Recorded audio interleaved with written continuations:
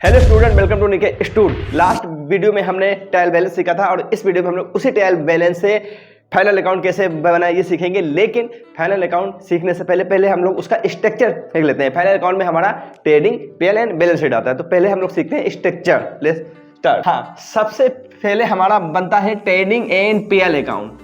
Trading and profit and loss account.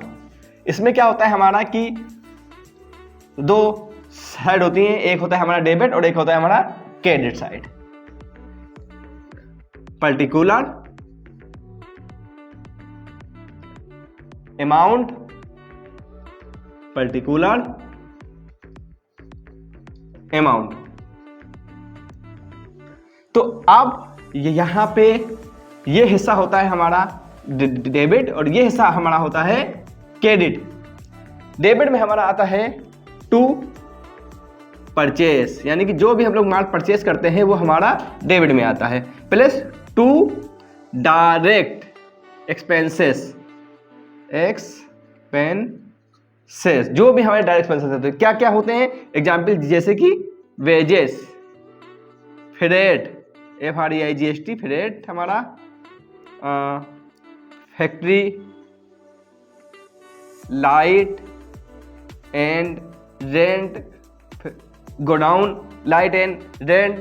तो ये मोटे मोटे वो एक्सपेंस है जो कि डायरेक्ट परचेज से रिलेटेड होते हैं। मीन्स अगर हमने मान लीजिए कि आउट ऑफ स्टेट या स्टेट में कहीं से माल हमने परचेज किया, और माल हमने जब परचेज करते हैं तो हमारा आता है ट्रांसपोर्ट के माध्यम से। तो हमने ट्रांसपोर्ट के माध्यम कुछ भी हो सकता है, ट्रेन हो सकता है और फिर कोई भी ट्रांसपोर्टर हो सकता है। तो अगर हमने ट्रांसपोर्टर से मंगाया तो वो हमसे लेता है फ्रेट, तो हम लोग फ्रेट भाड़ा देते हैं, वो हो गया। प्लस जो भी हमारे लेबर होते हैं जो कि माल को लोड और अनलोड करने के लिए जो भी पैसे वगैरह लेते हैं, यानी कि वेजेस लेते हैं या फिर लेबर चार्जेस लेते हैं, वो हमारा हो गया वेजेस चार्जेस या फिर लेबर चार्जेस। उसके अलावा फैक्ट्री, अगर माल आया है तो हमारे गोडाउन में या फैक्ट्री में रखा होगा तो उसके जो भी लाइट, रेंट, इलेक्ट्रिक एक्सपेंसेस, मतलब जो भी एक्सपेंस होते हैं वो सब हमारे आते हैं डायरेक्ट एक्सपेंसेस। यानी कि ये तीनों के तीनों या फिर इससे जो भी परचेज से रिलेटेड है वो सब हमारे होते हैं डायरेक्ट एक्सपेंसेस। और क्रेडिट साइड में आता है हमारा बाई सेल और बाई क्लोजिंग स्टॉक। जो भी हमारा माल लास्ट में बच जाता है ये हमारा क्रेडिट साइड में आता है। अब हम लोग करते हैं टोटल। अगर हमारा क्रेडिट का बैलेंस बड़ा होता है तो हमारा आता है ग्रॉस प्रॉफिट, और अगर डेबिट का बैलेंस बड़ा होता है तो आता है ग्रॉस लॉस। तो टू ग्रॉस प्रॉफिट, और इधर का अगर है तो बाई ग्रॉस लॉस। ठीक है, अब फेंकिए। अगर एग्जाम्पल 1 लाख रुपए का हमारा माल था और हमने 2 लाख का माल हमने बेचा, तो अब क्या हुआ कि 2 लाख का हमने माल सेल किया है, तो यहाँ पे हम उसको माइनस कर देते हैं। 2 लाख में से 1 लाख गया तो 1 लाख हमारा क्या हुआ, प्रॉफिट आ गया। तो ये हमारा है ग्रॉस प्रॉफिट। लेकिन अगर हम ये कहें कि 1 लाख का माल खरीदा था और हमने 1 लाख का माल 80,000 में सेल किया, यानी कि लॉस हो रहा है। कितने का लॉस हो रहा है, एक का तो 80 भेजा, ये 20,000 रुपए का हमारा लॉस हो रहा है। तो 20 और 80 और 20 यानी 1 लाख रुपए, ये हमारा टोटल हो गया। और 1 लाख का 1 लाख टोटल हो गया हमारा। तो यहाँ पे हमारा डेबिट बैलेंस हाई है, बड़ा है, और वहां पे हमारा इससे पहले क्रेडिट बैलेंस हमारा बड़ा था। तो जब क्रेडिट बैलेंस बड़ा होता है तो प्रॉफिट आता है, डेबिट बैलेंस बड़ा होता है तो हमारा लॉस आता है। तो ये हमारा है ट्रेडिंग अकाउंट। अब हम आगे देख लेते हैं profit and loss account. Profit loss account में हमारा क्या होता है, जो हमारा ग्रॉस प्रॉफिट आता है वो हमारा क्रेडिट साइड में आ जाता है बाई ग्रॉस प्रॉफिट, और अगर लॉस होता है तो हमारा डेबिट साइड में आ जाता है टू ग्रॉस लॉस। उसके बाद हमारे आते हैं all indirect expenses debit side में। All in direct expenses. अब क्या होते हैं all indirect expenses? All indirect expenses होते हैं एग्जांपल जैसे कि salary, commission, rent, electric bill, office expenses, staff welfare, canvas, painting, stationery, इस तरह से बहुत सारे एक्सपेंसेस होते हैं। वो सारे के सारे एक्सपेंसेस हमारे आते हैं इनडायरेक्ट एक्सपेंसेस में। और उसके बाद क्रेडिट साइड में हमारा ग्रॉस प्रॉफिट आता है। इसके अलावा आता है बाय इनडायरेक्ट इनकम, अगर कोई होती है तो बाय इनडायरेक्ट इनकम। एग्जाम्पल जैसे कि अगर हमें कमीशन मिला तो कमीशन रिसीव हो रहा है तो हमारा क्रेडिट साइड में आएगा, लेकिन अगर कमीशन हमने दिया है तो डेबिट साइड में आएगा। उसी तरह से डिस्काउंट अगर हमने दिया है तो हमारा डेबिट साइड में आता है, और अगर हमें मिला है तो हमारा क्रेडिट साइड में। यानी इनडायरेक्ट कोई भी एक्स्ट्रा इनकम आती है तो मेन इनकम तो होती है सेल। हाँ, जहां पे हमारा ऐसा बिजनेस होता है जहां पे ट्रेडिंग नहीं बनता है, वहां पे जो रिसिप्ट होती है वही हमारी मेन इनकम होती है। तो अब ये हमारा कंप्लीट हो गया। अब हम लोग देखते हैं कि अगर हमारा क्रेडिट साइड बड़ा आ रहा है तो अगर क्रेडिट साइड हमारा डेबिट साइड से बड़ा है तो आएगा टू नेट प्रॉफिट, और अगर डेबिट साइड हमारा क्रेडिट साइड से बड़ा है तो आएगा बाय नेट लॉस। एग्जाम्पल के जैसे अगर हमारा ग्रॉस प्रॉफिट हमारा 1 लाख का आ रहा था, ठीक है, अब 1 लाख में कमाने के लिए हमने बंदे को रखा, उसको सैलरी दी, मान लीजिए 40,000 रुपये सैलरी दिया, 10,000 रुपये हमने रेंट दिया, तो टोटल खिला के अब देखें एक्चुअल में हमें प्रॉफिट कितना हुआ। एक्चुअल में हमारा प्रॉफिट हो रहा है 1 लाख में 50 रुपये माइनस हो गया 50,000 रुपये, यानी कि सिर्फ और सिर्फ हमें प्रॉफिट हुआ है 50,000। यानी कि जब हमने माल बेचा था 2 लाख का, खरीदा था 1 लाख का, 1 लाख का चीज हमने 2 लाख की बेची तो 1 लाख का हमारा ग्रॉस प्रॉफिट आया। लेकिन उसके बाद उसको बेचने के लिए भी तो हमें एक्सपेंसेस करने पड़े, सैलरी दिया, कमीशन दिया, क्योंकि माल हमने मान लीजिए खरीद लिया, लेकिन खरीद के स्टॉक में रखा है, हमारे पास गोडाउन में रखा है, वो बिकेगा तो है नहीं, उसको बेचने के लिए हमें शोरूम होना चाहिए। शोरूम में एक्सपेंसेस होंगे, सैलरी होगी, डायरेक्ट और रेंट होगा, एड होगा, एडवर्टाइजमेंट होगा, तो ये सब खर्चे के बाद ही सामान बिकता है। तो ये सब खर्चे भी हम माइनस करते हैं, तब देखते हैं एक्चुअल में हमें प्रॉफिट कितना हुआ, यानी कि एक्चुअल में हमें नेट प्रॉफिट क्या हो रहा है। तो नेट प्रॉफिट हुआ तब जाके हमारा 50,000 का। तो ये क्रेडिट साइड अगर हमारा बढ़े तो ये हमारा आ जाएगा ये। अगर हाँ, अगर इसके बाद हमारा मान लीजिए कि अगर हमारा एक्सपेंसेस हाई होता, मान लीजिए कि 1 लाख रुपए होता और रेंट होता हमारा 50,000 रुपए, तो हमारा क्या होता, तो हमारा के डेबिट साइड हो जाता हमारा बड़ा, और फिर हमारा आता नेट लॉस, यानी 50,000 रुपए का हमें नेट लॉस होता, क्योंकि हमारा एक्सपेंसेस हाई हो चुके हैं और इनकम कम हो गई है। तो ये था हमारा प्रॉफिट एंड लॉस अकाउंट्स। अब हम बताने जा रहे हैं आपको बैलेंस शीट। हाँ, अब हम लोग देखते हैं balance sheet. Balance sheet trading and PL के बाद में बनता है हमारा बैलेंस शीट। इसमें भी हमारे होते हैं 2 हिस्से होते हैं, एक होता है हमारा लायबिलिटी और एक होती है हमारी एसेट साइड। तो लायबिलिटी साइड हमारा इधर इस साइड होता है लायबिलिटीज, अमाउंट, एसेट, अमाउंट। अब यहां पे क्या होता है कि लायबिलिटी, बिजनेस की जो भी लायबिलिटी है, जैसे एग्जांपल के लिए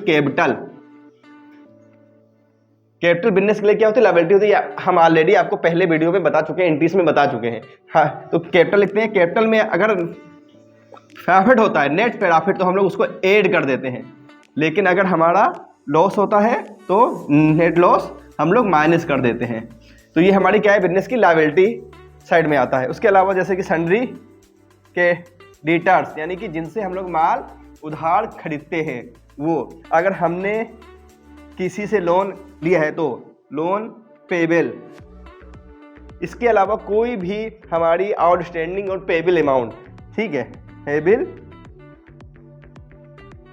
ऑब्लिक आउटस्टैंडिंग मतलब भी होता है पेबल अमाउंट, ये हमारा लायबिलिटी में आता है। यानी कि कोई भी ऐसी चीज जो हमें वापस करनी है, पैसे वापस करने हैं कुछ भी, तो वो सब भी हमें क्या होगी, लायबिलिटी होगी बिजनेस की। जैसे कि हमें पर्सनल भी अगर कोई लायबिलिटी होती है, पैसा उधार लेते हैं या हमें वापस करना होता है, तो उसी तरह बेस सेम बिजनेस में भी अगर जो भी हमें वापस करना है वो हमारी लायबिलिटी है। और एसेट हमारी एग्जाम्पल है जैसे कि फर्नीचर, बिल्डिंग, कंप्यूटर, कैश, यानी कैश अगर हमारे पास है तो, बैंक में हमारे पास पैसा है तो, स्टॉक इन हैंड जो हमारे पास बचा होता है वो लास्ट में स्टॉक इन हैंड, और सन्ड्री डेटर्स सेम चीज, सन्ड्री डेटर्स, और क्या बोलते हैं लोन अगर हमने दिया है तो ये सब हमारे होते हैं एसेट। और इस तरह हम लोग जब इसका टोटल कर लेते हैं तो टोटल हमारा इक्वल आ जाता है। अगर हमारा टोटल इक्वल आ गया तो इसका मतलब हमारा trading PL balance sheet complete है। और इसका मतलब ये भी है कि हमने जो एंट्री बनाई है, लेजर बनाया है, ट्रायल बैलेंस बनाया है और ट्रायल बैलेंस से जो बैलेंस शीट बनाई सब कुछ ओके है, सही है, और कहीं मिस्टेक हुई तो ये हमारा बैलेंस शीट नहीं मिलेगी। ठीक है, अब यहाँ पे हमने सिर्फ आपको फॉर्मेलिटी एसेट बताया है, और प्रैक्टिकली हम लोग जब काम करते हैं तो वहाँ पे भी हम लोग उसको हेडिंग वाइज लिखते हैं। जैसे कि इसको फर्नीचर, कंप्यूटर, ये सब फिक्स्ड एसेट में आता है। करंट एसेट हमारा होता है जहाँ पे हमारा ये सारी चीज़ें आती हैं। सन्नी हेटर्स का भी हमारा एक ग्रुप बनाया जाता है। इस तरह से स्टॉक इन हैंड का भी एक ग्रुप होता है। तो पर्टिकुलर हेडिंग वाइज हम लोग उसके अंडर में ये सब हेड्स हम लोग मेंशन करते हैं। उसी तरह से इधर लायबिलिटी साइड में भी कैपिटल की हेडिंग लिखते हैं। सन्नी क्रेडिटर्स होता है, करेंट्स लायबिलिटी होती है। लेकिन यहाँ पे हमारा मेन मकसद है आपको सिर्फ ये बताना कि लायबिलिटी क्या होती है और एसेट क्या होती है। एसेट मतलब जो बिजनेस के लिए संपत्ति है, पैसा है वो, और जो हमें देना है। तो इसलिए हमने उसके अकॉर्डिंग आपको बिना ग्रुप के बताया है। तो बस आपको ये समझना है लायबिलिटी और एसेट, ये है हमारी बैलेंस शीट।